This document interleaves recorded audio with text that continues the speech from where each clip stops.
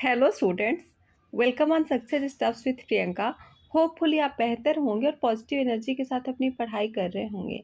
Friday को आप लोग की क्लास हो नहीं पाई थी, उस दिन मैं बहुत बिजी थी, इसलिए मैं क्लास की प्रैक्टिस को कंटिन्यू नहीं कर पाई थी। आप लोग वेट कर रहे थे क्लास का, मुझे पता था, सॉरी।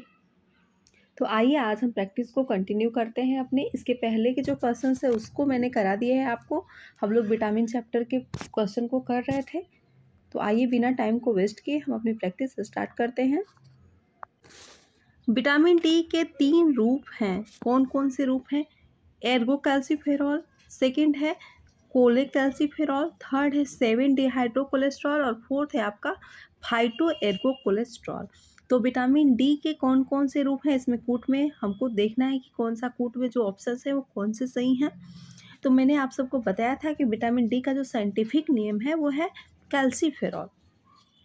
तो इस तरह से कोलेकैल्सिफेरॉल एक हो गया आपका ऑप्शन सही। उसके बाद मैंने बताया था कि विटामिन डी के 2 रूप होते हैं, विटामिन D2 और विटामिन D3। विटामिन D2 जो है ये इसको एर्गोकैल्सिफेरॉल कहते हैं और ये आपके पेड़ पौधों में पाया जाता है, इसके मुख्य स्रोत होते हैं। तो ये आपका एक हो गया। विटामिन डी के 3 रूप में है, एक एर्गोकैल्सिफेरॉल हो गया, एक कोलेकैल्सिफेरॉल हो गया और 7 जो है डिहाइड्रो कोलेस्ट्रॉल हो गया। इसे विटामिन D3 भी कहते हैं और ये आपका इसका मेन सोर्स है वो मछलियों का तेल में ये पाए जाते हैं। तो इस तरह से जो हमारे ऑप्शन बने हैं वो बने हैं एर्गोकैल्सिफेरॉल, कोलेकैल्सिफेरॉल और 7 डिहाइड्रो कोलेस्ट्रॉल।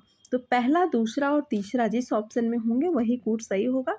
तो ए ऑप्शन दूसरे की बात करता है, तीसरे की और चौथे की, तो चौथा तो गलत हो गया। बी ऑप्शन भी चौथे की बात करता है लेकिन चौथा हमारा सही नहीं है, इसलिए ये ऑप्शन भी कट गया। सी ऑप्शन आपका पहले, दूसरे और तीसरे की बात कर रहा है, इसलिए C option is the right answer.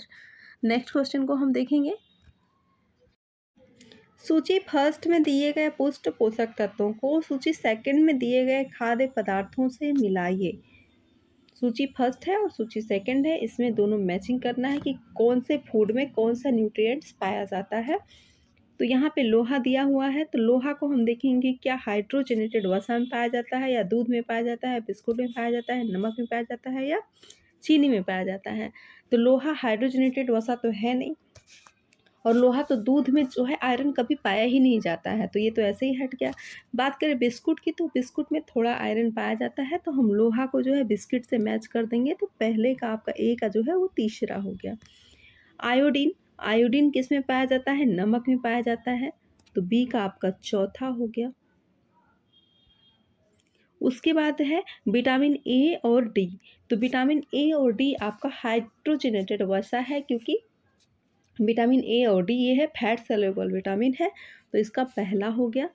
और विटामिन डी की बात करें तो विटामिन डी आपका किस में पाया जाता है?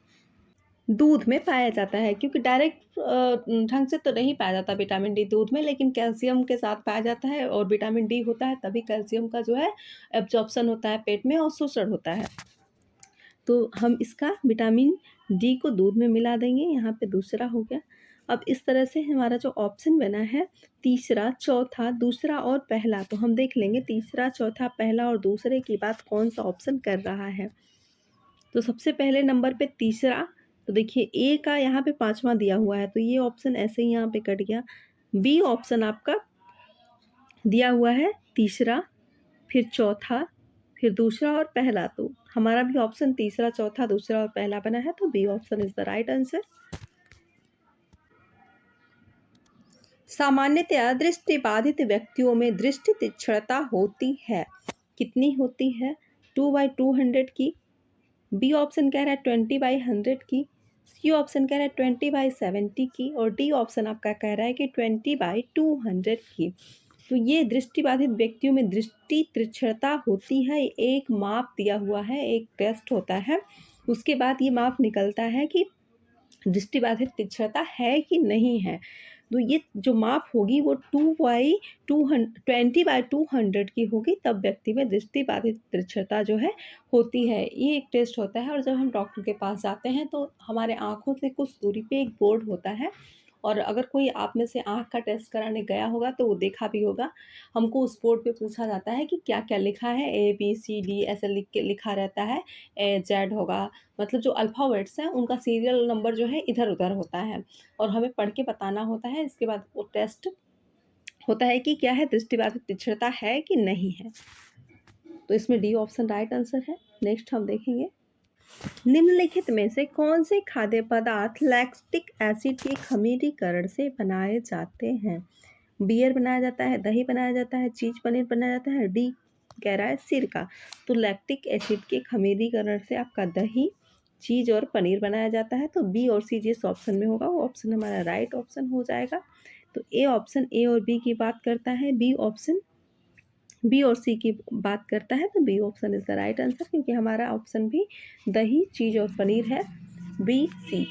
नाउ द नेक्स्ट क्वेश्चन, शरीर में निम्न कार्यों को बनाए रखने के लिए एस्कॉर्बिक एसिड अनिवार्य है। एस्कॉर्बिक एसिड जो है विटामिन सी का साइंटिफिक नेम है और शरीर में निम्न कार्यों को बनाए रखने के लिए एस्कॉर्बिक एसिड जो है अनिवार्य है। कौन कौन से ऐसे कार्य हैं जो एस्कॉर्बिक एसिड के लिए ज़रूरी है, वही कार्य जो है एस्कॉर्बिक एसिड आपका करता है। तो सबसे पहले हम जान लें कि एस्कॉर्बिक एसिड आपका विटामिन सी जो है एक प्रकार का एंटीऑक्सीडेंट विटामिन होता है और एक एंटीऑक्सीडेंट का कार्य हमारे बॉडी में करता है। ये रिड्यूसिंग कारक भी होता है।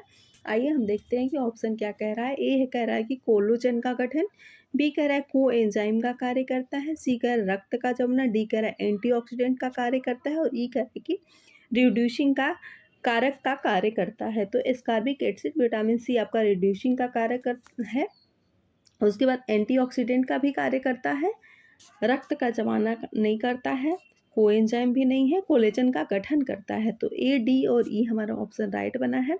हम देख लेते हैं कि ए, डी और ई की बात कौन कर रहा है। तो इसमें देखिए, इसमें तो बी, ए, बी, डी की बात कर रहा है ए ऑप्शन, तो ये कट गया। ए, डी और ई की बात आपका बी ऑप्शन कर रहा है, तो B option is the right answer. Ascorbic acid की कमी से होने वाले लक्षण निम्नलिखित हैं। विटामिन सी या एस्कॉर्बिक एसिड की कमी से होने वाले जो सिम्टम्स हैं वो कौन कौन से हैं सिम्टम्स? ए कह रहा है सम्मिति डर्मेटाइटिस, सेकंड है जिंजिवाइटिस, थर्ड ऑप्शन है एडीमा, फोर्थ है घाव देर से भरना और फिफ्थ कह रहा है कि रुधिरांत रक्तस्राव। ये कूट दिया गया है और कूट में हमें देखना है कि कौन कौन सा जो है सही होगा। तो एस्कॉर्बिक एसिड की बात करें तो ये जिंजिवाइटिस का कार्य जो है इसका सबसे पहले लक्षण होता है। अगर विटामिन सी की कमी हो जाएगी तो जिंजिवाइटिस दिखेगा आपको। घाव जो हमारे बॉडी में हो जाते हैं वो बहुत देर से भरेंगे और रुधिरांक रक्तस्राव जिसको हेमोटोमा ब्लीडिंग कहते हैं, ये भी लक्षण हमें देखने को मिलेगा। तो हमारा चौथा बना है ऑप्शन, दूसरा बना है और फोर्थ ऑप्शन बना है। तो इस तरह से दूसरा, चौथा और पांचवा जो हमारा राइट ऑप्शन है वो है। तो दूसरा, चौथा और पांचवा की बात कौन कर रहा है? ए आपका पहले, दूसरे और चौथे की बात करता है, तो ये ऑप्शन कट गया। दूसरे, चौथे और पांचवें की बात जो है बी ऑप्शन कर रहा है, so B option is the right answer. यहाँ पे सूची फर्स्ट और सूची सेकंड दिया गया है, हमें उसमें मैच करना है कि कौन सा रोग जो है किसकी कमी से होता है। मैंने बड़ा कर दिया है, आइए हम मैच करते हैं। फॉलिक एसिड, फॉलिक एसिड की कमी से क्या होता है? आपका मेगाप्लास्टिक एनीमिया होता है फॉलिक एसिड की कमी से। तो पहले का डी हो गया। आयरन, आयरन की कमी से जो है हाइपोक्रोमिक माइक्रोसाइटिक एनीमिया होता है, तो इसका एफ हो गया। नियासिन, नियासिन से कैसल नेकलेस होता है।